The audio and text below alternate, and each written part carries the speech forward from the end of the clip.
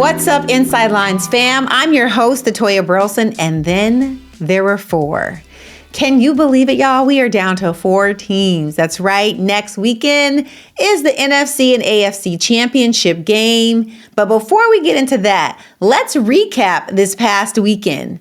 As far as the AFC divisional games, we have Patrick Mahomes, who secured a victory over the Texans. Tight end Travis Kelce recorded a touchdown and 117 yards, surpassing his regular season performance. And in a closely contested game, the Bills edged out the Ravens.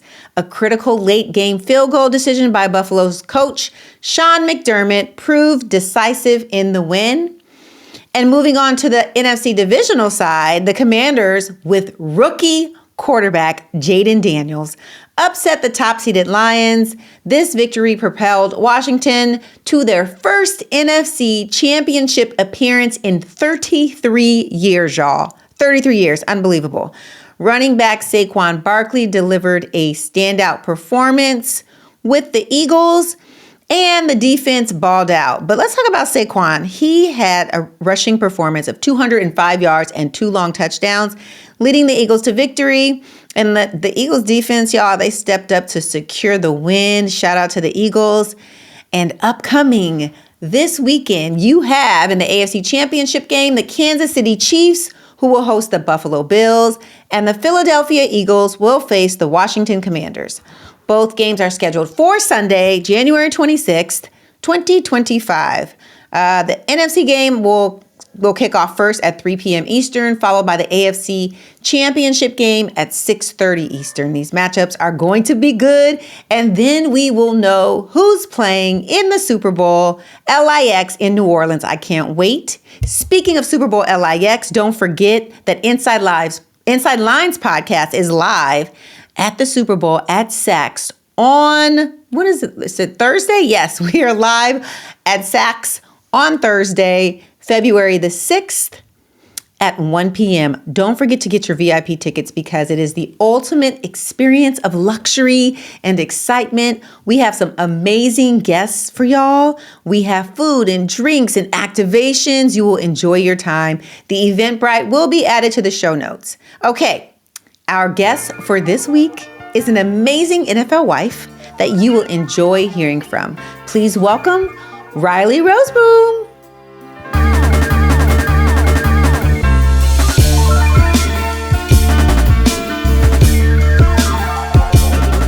On the podcast today, we have a certified fitness trainer who was born in Nebraska, and she was also Nebraska's high school Gatorade Player of the Year.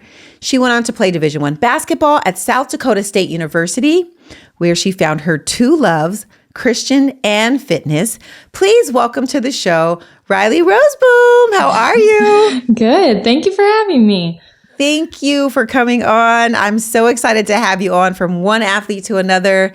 I always start there because we all know that's a small group of people and it's so special. So I'm glad that you're coming on and sharing your story. So speaking of your story, we're going to back it up a little bit and we're going to talk about what is Gatorade Player of the Year? Because there's some people that don't know. Honestly, I'm not 100% sure on all the details, but I do know there's a committee like for each state. They just go off your stats, kind of film, and they vote on like kind of the best player for that state. I believe every single state has them. Not sure if it's every sport exactly, but basketball for sure. And they just voted me. So I feel like there's some accolades you're leaving out. You're being very modest here. Tell us a highlight of you in high school that you remember. Oh gosh. I don't believe I scored quite 40. So I wasn't like a crazy scorer. I think it was like 36, 38 was my highest. I was a point guard, so I passed it a lot, but in high school, you kind of have to like take over compared to college. Yeah. But then I did have a free throw record, like I think it was 34 consecutive free throws in a row. I'm pretty sure it was broken. It has been broken, which is an awesome thing. But yeah, that was kind of my claim to fame at the time. So That's an amazing claim of fame. So if there's ever a technical foul, or if anything was needed from someone, especially that had to do with free throws, you were on the line. Period. Yes, I'm your girl. That's awesome. I don't know about anymore, but I was. I feel like, I think it's muscle memory. I think if it was on the line, yes, I feel like if hubby was like, if someone made a bet with him and said, if your wife can make these free throws, I feel like he would bet on you. Yes, I hope so. Okay, so let's talk about the biggest transition you would say. You talked about it a little bit. You said, in high school, you have to take over and shoot the ball. What was your biggest transition from high school to college? I would say just the intensity and physicality of it all. I was a point guard, so it's a little different. I kind of knew coming in that my role was going to change a lot compared to high school, and I was kind of ready for that. I had played with some awesome players in high school. One, Jessica Shepard, she's still playing overseas, played in the WNBA. So I kind of had that experience for a little bit in high school, knowing like I wasn't the primary scorer, I was the disher. So that was definitely my main role going to college. But honestly, I loved it. I loved being a passer. I loved the thrill of getting that assist, and I know that's not super common, but I loved it. I embraced that role. So that was me. Do you feel like that was like one of the biggest challenges you faced, is just kind of changing your mindset? Oh, yeah, absolutely. I think, like not getting down on myself if I only scored a couple points each game. That was always hard. And honestly, I'm a homebody too. So just in general, like being away from my parents and not having them to like confide in, like after a rough practice or something, that was also really hard. But, you get used to it. You adjust. So it was good. Yeah. And how was it, as far as we talk about teammates and, building those relationships, what was that like for you? Oh, awesome. I loved my teammates. So I actually went to Nebraska my freshman year. Just didn't love it. Then transferred to South Dakota State, where I ended up just falling in love with everything all over again. And I would credit that to my teammates and coaches. Like I had the best girls surrounding me, and I was just really lucky to have, such good friends. I know not all teams are like that, but we were very lucky and all got along, all hung out all the time. So that definitely made a huge difference in my experience, because obviously it could go the other way, but I ended up loving it, and it was great. Same special times and memories that you will always cherish. So you talked about, or I guess I should say, I talked about your two loves, which is basketball and your now hubby, Christian. Yes. Talk about how you both met. So we had talked a little bit. I had not really seen him. He supposedly saw me in the weight room one time, but I know. I was like, you saw me. I didn't see you. No, I had heard about him. I had heard this good looking guy, yada, yada. But no, I hadn't really seen him much at all. And he saw me, and we had talked a little bit like through, I think Snapchat, I think it was at the time. I'm not going to lie. I think I was the first one to, send a little text, but you snapped him first. Yeah, I did. One of my teammates was like, oh, because we ended up both, we were in relationships before that. We ended up both being kind of single, and my friend was like, oh, did you know Christian's single too? And I was like, no, I mean, I don't really know him, and got his contact and kind of went from there. And then we really got to know each other through a Fellowship of Christian Athletes, FCA. And that's where we really, pushed more of a friendship, and then obviously into a relationship, and we ended up interning there together and just kind of, fell in love there. So that's beautiful. Yeah. How would you say FCA helped to really just be the foundation of your relationship? Oh, it was huge. We've always put God at the center of our relationship, and that's just always been something we've really pushed, especially when we're struggling. College can be a lot all at once. And so I think that was really what brought us together and really made our relationship strong for sure. We had awesome mentors, TJ and Christy, which ended up marrying us later on. They were our mentors and our FCA leaders at the time, and they just really helped us along the way too. If we had advice about our relationship or just college in general, that was such a awesome couple to look up to and have. So that was definitely a big, I would say a big asset in how we were able to grow our relationship together. Okay, I need to hear your story about how y'all got married. Yes. So we were the lucky first COVID year. So I didn't actually get to finish out my college career completely, which kind of stunk. But he did because football, is done in that fall, winter. At the end of the semester, they're pretty much done. So you didn't graduate. You didn't walk across the stage. I did not, sadly. No, they did like a virtual thing, where you got to watch it. And then I think you could go back the semester after, the year after. I don't really remember, but I didn't do that. Mm-hmm. Partially because I was then with Christian in LA. So we were that rookie class that came in to LA during COVID. So that was very interesting. A lot of different rules that obviously in the past weren't there. And he first came here. I came a couple weeks later. And we just really prayed about it, talked with families, and we just really felt it on our hearts that, we love each other. We see ourselves getting married to each other. So let's just do it. And so we called our families. We're like, hey, can you be here in a week? And we got married on a Tuesday, off day. So on the beach, and it was beautiful. And our parents were there. We flew in, TJ and Christy, our mentors, to marry us, and parents, brothers and sisters, that's about it. And it was awesome. We actually did do like a bigger ceremony like 6-8 months later with all our friends and family, grandparents. I knew my grandparents would like hate to not be a part of it in some way. So I had to do that. But honestly, the intimate one was just like the best thing ever. So yeah, it's something you'll never forget because it's just such a small group. You're out on the beach. Yes. Did you have any rules? Like, was there like, okay, everyone wear... or just come as you are? Honestly, how did you I pick feel your like dress? Like, how did it? It was such a short time, like 1 week. So I ordered like 6 dresses off of, I don't even remember. Multiple. Random. Yes. I was like, just one, please fit. And I loved it. It was great. It was just like a white, simple, like dress. And I didn't show my husband before, even though he probably saw the packages coming in. But no, we were just like, just come. We want you to be a part of it. And I grew up with a big family, like extended family and Italian. So I was always picturing like a really big, crazy, fun wedding. And so at first I was like, oh, I'm probably not going to love this. But honestly, it was just like the most special thing ever. And like such raw emotions all together. It was beautiful. I always say to people, like, if you can do two, because like a small one and then a big one, because it was just like the best thing ever. I loved it. Yeah, because you're more focused on the basics, right? You're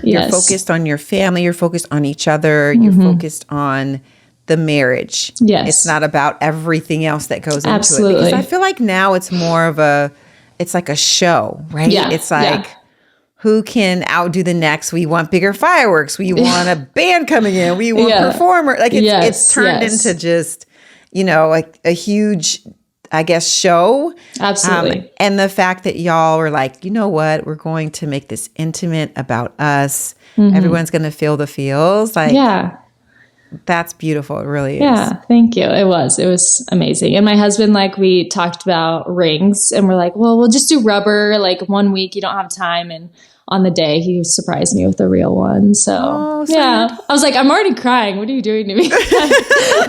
But it was awesome. It was super special. I love that. Okay, we got to talk about this because you have not, you moved to LA not knowing what was going to go on. COVID had just, not really ended, but you left college, you came to LA. It was still happening in the NFL. There was all these rules and regulations. Yes. How was that transition for you? Because I feel like you not only got cheated in college at the end, but now your experience going into the NFL with Christian is so different. Oh, yeah. It was really interesting, honestly, and very isolating, I would say. I mean, for anyone, COVID was. You really weren't supposed to hang out with a bunch of the guys outside of like practices and stuff either. We had a couple couples that we got really close with, so we would hang out with them, but that's it. You weren't supposed to hang out. I think they were like groups of 6+ or something. You weren't supposed to do something like that. So it was really hard, and I had just gotten my training certification to train, but all the gyms were closed, so I couldn't do that. So it really just gave us a time to lean on each other, honestly, which was really good early in our marriage. I mean, at times it was really hard, but it honestly helped us grow and appreciate each other so much more, just because that's the only person you really are going to probably see that day.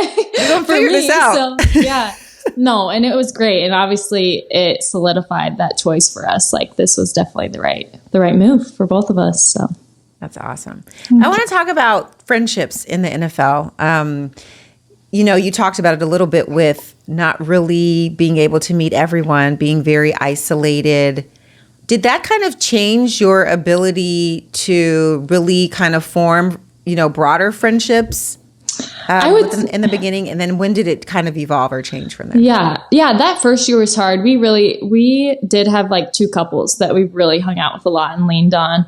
They are both gone now, which sadly, but we still keep in contact. I feel like that's just such a bond that they'll always be some of our best friends. So we're just very thankful. But I would say kind of that second, third year is when we started really growing closer with people, because you could actually go and hang out and meet people, and there was more events. And honestly, the Rams as a whole has some awesome girls. We're really lucky. I have 2 of my best friends that we go on walks with like almost every day, and that's so cool. They're at the stage now where people are starting to have kids and babies, and it's so much fun and so fun to be around. But like I said, like the Rams, like I know people are like, oh, LA, it's probably the wives probably aren't great, but in reality, most of them aren't from there, so. We're really lucky. We just have some awesome girls all the way from top to bottom. So we're really lucky in that aspect for sure. So you mentioned getting your certificate for being a fitness trainer. And I guess my question would be for you, when did you know? And how was the process of, getting your certification? Yeah. So in college, I wasn't really sure what I wanted to do at all. I didn't know I wanted to be a trainer. I actually had no idea. I wanted to be a orthodontist at first. That lasted about 2 years. And then I was like, I don't really want to go to more school. And with basketball on top of it, for me personally, it was just too much. So then I went like kind of a business route, and I was like, oh, this is fine. I have no idea what I want to do with this. I don't necessarily like hate the classes. I don't love it. It just doesn't really mesh with me. And I remember talking with my mom, and she was like, oh, well, what do you think you want to do? I was like, I have no idea. Like, I have no clue. And she's like, well, what do you love to do? And I was like, oh, I love to work out. I love to work out with my trainer. She's the best. It's so fun. Like, I just love it. And I always was the one that like would do extra stuff just because I like to. And she's like, well, why don't you do that? And I was like, that's why you're my mom. That's why you're here. So just kind of decided like that's going to be my plan. I still finished out my business advertising degree, which probably comes in handy here and there still, but not what I'm doing now. And then kind of COVID hit. I got my certification, which worked out good because couldn't really do anything anyway. So I just did it all online during that time, and got my certification and went from there. So you're now a personal fitness trainer, and you're also this wife, and you're trying to balance these roles. How do you balance your career in fitness as well as supporting your hubby? So I am very part-time just because we actually live in 2 places. So we live half our year in Omaha, Nebraska, half our year in California. So I think for me, being part-time is super beneficial because I'm still able to experience everything with him. I'm very lucky in California and Nebraska where my bosses allow me to kind of adjust my hours and, just adjust to where I'm still able to go to all his games if I want to, away or home. And I'm really lucky in that aspect where I get to still do what I love, but it doesn't hinder me from experiencing everything with my husband as well, which obviously takes the right bosses to allow me to do that. So I'm very thankful for that. But I'm pretty much just teaching classes right now just because I'm half and half. So I don't want to start with someone personal training and then be like, see ya every 6 months. So I'm, see ya, bye. See you in 6 months, hopefully. But no, I'm pretty much just doing classes at F45. I love it. I have amazing coworkers, awesome boss. And, I just have grown to love it. It's just awesome. That's awesome. Okay. I want to talk about this because I just thought about something you said. You said you're in LA during the season and you leave to go back to Nebraska during the coldest months back to Nebraska. Yes. Because most people would be like, wait, what? Isn't that supposed to be reversed? I know. Yes. Are you freezing when you get back to Nebraska? Are you like, whoa, I forgot? Yes. No, I was just actually yesterday, we went on a walk and it's gotten a little chillier even in California here at nights. And I'm like, I am such a weenie now. Like so we went to school in South Dakota, which is even colder than Nebraska. And I was like, I was cold, but I was like, oh, this is normal. Like, how did I do that? Like my body has adjusted so much now that we're half and half that I am such a weenie and I get cold so easily. But I do honestly love the winter a little bit and snow. Okay. So we're kind of lucky where we get just like a couple of the end months because we moved back in like February-ish. Okay, back that's true. To Nebraska. So we get like 2-3 months and that's it, which is better than normal people that get like 6 months of it.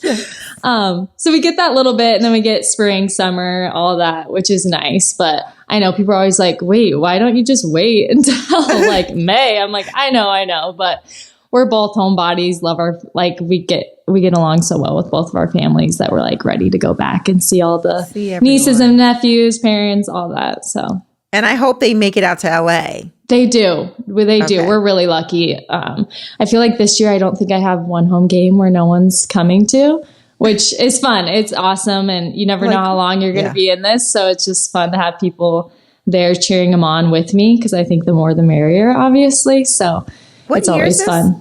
This will be this is year 5. Year 5. Yeah. It goes by so fast. So fast. I know. It really does. I mean, it feels like even though we were in it for 11 years, I feel like it felt like it was 4 or 5 years. It went so fast. I'm just like, wow, how did that happen? But I know. Some of the best times ever for sure. Absolutely. Okay, let's talk a little bit about your fitness approach. You know, I know every trainer has their own beliefs and philosophies. What would you say are your key principles when it comes to fitness goals? So me personally, I see fitness as a whole. You know, I think it's mental, physical, spiritual. I think that's all encapsulated into one personally. If you're kind of struggling mentally, I don't think you're going to see the best results physically, and, you know, switching those all around. That's how I view it. So I think if you're not sleeping well, it's probably going to affect it. If you're not having the best relationships, it's probably going to affect it. Not working out consistently. I just think it all encapsulates into one personally. Yeah. I also believe everything in moderation. So I don't think you should really hinder yourself from anything that you enjoy. All those diets, the extreme diets, I guess I should say. Yes. I can't say. When I was first starting out, I definitely failed and did some of those and probably killed my body more than helped my body overall. But I really do believe everything in moderation, food, physical. You know, I really think that you should be able to enjoy what you want, but in small parts. So that's kind of just always been my belief. Obviously, other people believe other things and it works for them, but that's just always been something that I strongly believe in and think you should still enjoy life and enjoy small things, but just in small parts.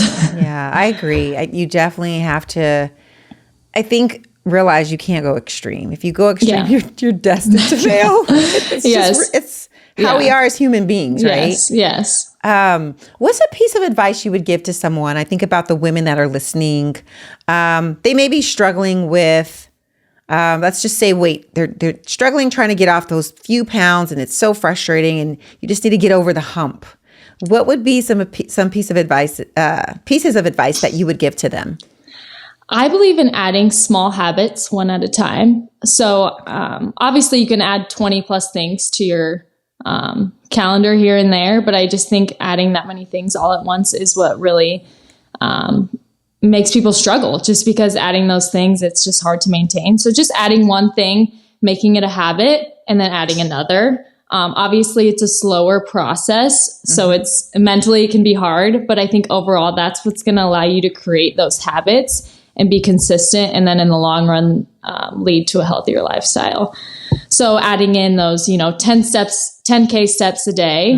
Once you've been consistent with that for a week or two, then adding in 20 to 30 grams of protein now in every snack or meal, and then so on. Just keep building off of that, because I think, like I said before, when you add, 20 things all at once, it's just really hard for anyone. I mean, it's hard for me too. So making that a habit and just building off of that is just going to be the key in being able to maintain it for a longer period of time. Have you thought about doing any, I just thought about this because I was thinking about, you being with the Rams and the Rams girls. Have you done or thought about doing any maybe fitness classes for them?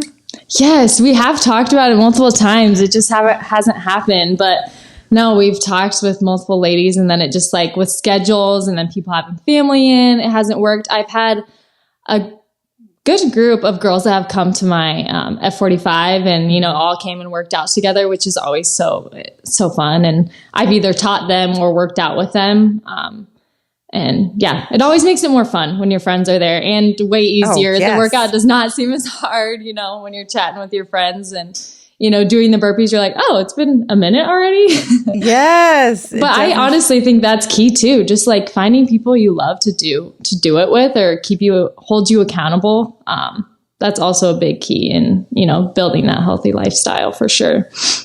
So I know you're on the fitness side, and so that's your passion. How does that work with maybe the side where people do want to work on their diet, or can you give advice? How does that work? Or is it like limited? You have to refer them to a dietitian? Yeah.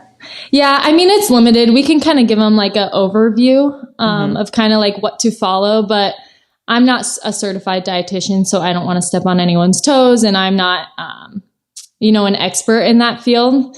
Maybe one day when I add another certification under my belt, but no, I just wouldn't feel comfortable giving them a full plan. When that's not my expertise, but there's actually trainers at my gym who are, so they can, but I can definitely give like an overview of like what kind of to follow, but not like exact details. That makes sense, because I was curious about that. Because I'm thinking about it from your perspective, as the trainer, there are things that that you can offer to them.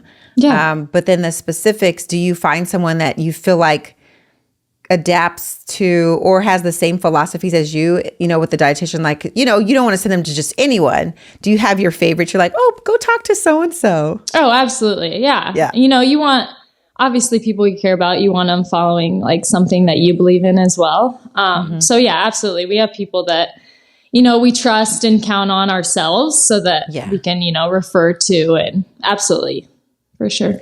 I kind of figured that. Yeah. Oh yeah. Because I'm sure that there's still people that maybe believe in maybe the extreme diets or, doing everything at once. And so if that's not your philosophy, you're kind of like, oh yeah. Probably can't refer. Yeah. Yeah. No. And one of my best friends too is actually prenatal, postnatal certified. So, that's been beneficial too. Like telling my friends like, oh, like contact her. Like that's one of her specialties. Like it's awesome. And I know a lot of women struggle with that, especially post. So, that's been an awesome asset to have as well. So what about in the off season? Do you work out your hubby? He doesn't love my workouts. A little too, I think it has a little bit too much cardio in my opinion, but during COVID, I was pretty much like his little trainer kind of. I mean, we would just work out together, but I would kind of tell him what to do. But he has mentioned that once he's done one day, who knows when that'll be, but when he's done, he thinks he would like my type of workouts. But right now, it's, as it's so performance based. So yes. He has a specific trainer that he goes to that's awesome. And maybe one day I'll be his trainer. That would be hilarious. Do you both eat the same things, or does he have a specific? No, we eat the same thing, but he believes the same thing, everything in like moderation. Like he's not going to completely take away something, which some guys do during season, which makes sense, but we've just found this to be our best fit. Yeah. So I have a question for girls that say they're newer on the team and they struggle or they don't really know how to find other girls or make close connections. What would be your advice to them? Oh gosh. I mean, we all struggled with this, obviously, our first couple years, and it's always so awkward at first. And, I feel like with social media too, you like add them and you're like, oh, I feel like I know them, but I've never talked to them. Yes.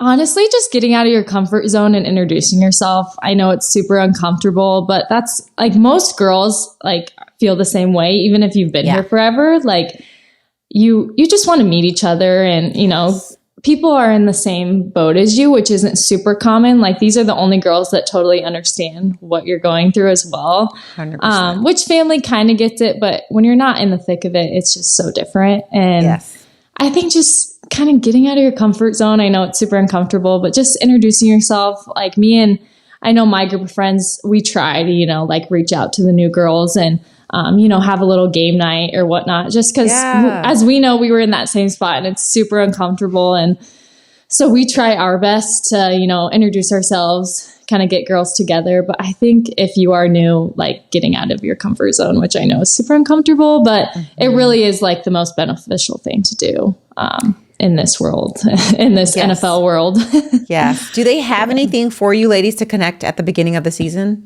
Yeah. We just had a luncheon. I'm trying to remember what day, like a week or two ago, which is good. Obviously not every single girl can make it with kids and work and whatnot, but that is definitely a spot where you get to know girls, and it's an awesome thing they put on, and it's good. Okay. So LA is very big. So I'm thinking about this. And I know the facilities, where they work out is different than where they play. Do people typically live like closer to the facility like that way versus game day? Yeah, most people live kind of out by us. We actually just moved facilities a couple weeks ago to Woodland Hills, but most of us live like in the thousand. Really? Yes. We just moved it like right. I'm trying to think. It was literally like 3 weeks ago, probably now. Okay. They just moved to a Woodland Hills location. But before that, we were in Thousand Oaks, which is where probably most people live, like Thousand Oaks, Westlake, which is like an hour 10 from the stadium itself. But yeah, most of us live out here. I mean, the guys go to that facility every day, so it just makes a little bit more sense. But I know this year, since we did move to Woodland Hills, which is not close to the stadium, but closer. Some people kind of moved a little closer to that LA area, but we just love this area so much, and my work's out here. So, I'm not going anywhere. No. we rent a furnished rental every year. So it's kind of just the luck of the draw if we can find, which we've been lucky every year, thankfully. Just what we can find that fits us. And we have a dog, so we want a backyard. And this place is just too good to pass up. So we jumped on it pretty quick. So do you have to move out every year, or can you renew? How does that? It kind of just depends. We've actually been in a new place every single year, which is kind of fun, honestly, but it is a lot. So I move. So do you take everything and put it in storage, or? So we have a house back home in Nebraska. Okay.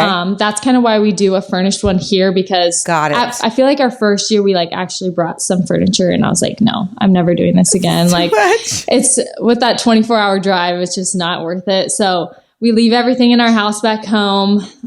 My parents live close. My brother's in college, so he's not staying there as much, but he would stay there all the time, and my parents, and they kind of watch it for us. But then then here it's just furnished. So we pretty much just like bring clothes and ready to go.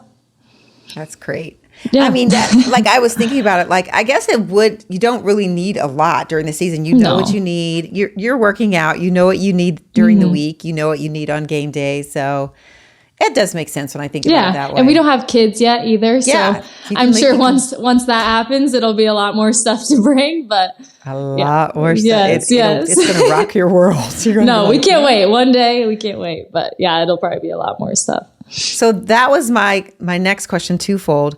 I'm going to ask you that one after this question. I wanted to ask you, you've been married now how many years? Almost 4 on the 29th, 4 years. Yeah. Okay. So almost 4 years. And you've kind of passed the honeymoon stage, and you've worked through the ups and downs of like, getting acclimated, on the same page, all of that. What pieces of advice would you give to young girls that are in that stage where they're trying to figure it out? Oh, yeah. I mean, you're always going through, you're always trying to figure it out. I feel like my husband is just the best. We've loved being married. It's just been the best thing for us as a couple. And I think us personally, we've always, like I said at the beginning, put God at the center of our relationship and, you know, trusted in his plan. And in the NFL, you never know what that plan is. I feel like you always kind of have an idea of it. And like people say, like, God laughs at your plans. And, you know, we just trust in him and know that he has it ready for us. And we're just doing the best we can to glorify him along the way. And I think just, you know, supporting each other in that and reminding each other that every so often, because it's hard, you know, we're in this crazy world. So just comforting each other and reminding him, like, he has a plan, you know, we're here for a reason. Let's just do our best to, you know, glorify him through this season. And that's just been really key for us. Obviously, it's not always easy to say that, especially when things aren't going well, but that really has been key for our relationship and, you know, growing stronger apart and together. And yeah, for us, that's just been the best. Okay, so my last question before we get into the 2-minute drill is, what are your next steps in life, whether it's personal, like maybe within in your career or your marriage? Like, what are the next steps? What are you looking forward to? Yeah, I mean, like I said, who knows where we're going to be? We're just following his path, but hopefully just continue to play for as many years as God blesses us and just live in that. And then probably once we're done, my husband grew up on a farm, so and I've learned to love it as well. So really? Yes, he did. So 2 of my college roommates, they grew up on a farm, and it was so cool to listen to the stories. Yes. No, I didn't. He did. Yes. But I've learned to love it, you know, going back to his families, and I would love for that lifestyle for us and our future family. So I think one of these years we'll probably buy some land and start building. And I would love to open some sort of studio or gym one day, whenever we're not living half and half. Yes. But yeah, and then obviously we would love to have some children. You know, we're just waiting for when it's right, just waiting when God's ready to bless us. And we're just ready. We're ready for the next adventure for sure. That is awesome. I love it. Okay. You have to let me know when you start, and you have to bring everyone in when you find land and start building, because that is so cool. Yeah. It kind of reminds me of Chip and Joanna on their farm and like how they built it all up. I'm like, I was obsessed. I really was. I was that person. I know. It is awesome. Okay. Let's get going. You ready for the 2-minute drill? Sure. Let's do it. So start with the first question. I'm starting the 2 minutes now. Okay. Name your favorite sports team. LA Rams. Cardio or strength training? Strength training. Morning workouts or evening workouts? Morning. What's your favorite workout in general? F45 workouts. Okay. Have you done yoga? Yes. Not very good at it. Not very good. I'm not very flexible, but I try. Okay, here's a great question that I think a lot of women, do you prefer or would you recommend free weights or machines? I like free weights personally. Okay, I like that. Are you a morning person or night owl? Night owl. If you had one wish, what would it be? For all of my family to live forever. Oh, I love that. Oh, that's beautiful. Yeah.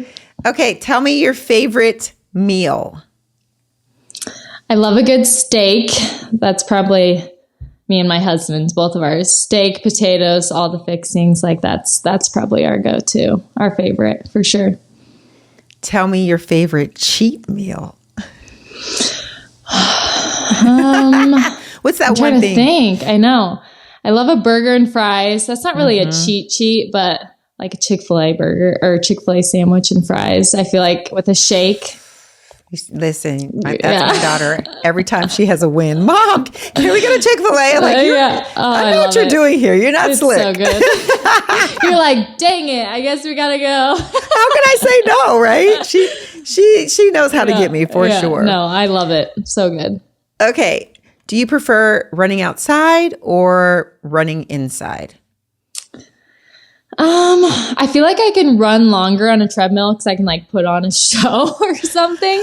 But there is something awesome about running outside in the fresh air. So I feel like it's hard. I can run longer on a treadmill. I know that sounds crazy, but I feel like I can run longer on there. So I would say I guess. Okay. The beach or the mountains?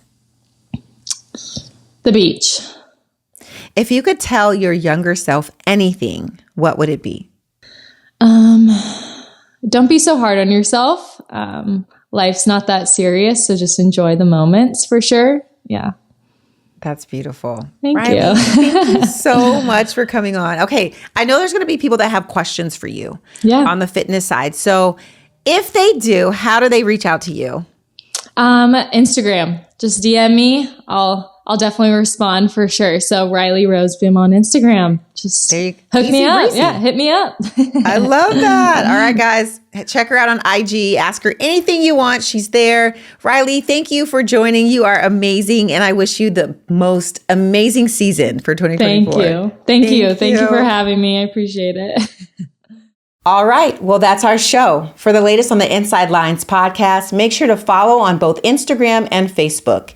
You can also check out the website, InsideLinesPodcast.com, and listen to your favorite episode. Lastly, check out the YouTube page, Inside Lines Podcast, and make sure to subscribe and hit the bell so that you know when a new episode comes out. And please leave an amazing 5-star review online and let us know who you'd like to hear on Inside Lines Podcast. Until next time, leave it all out on the field. Thanks for listening.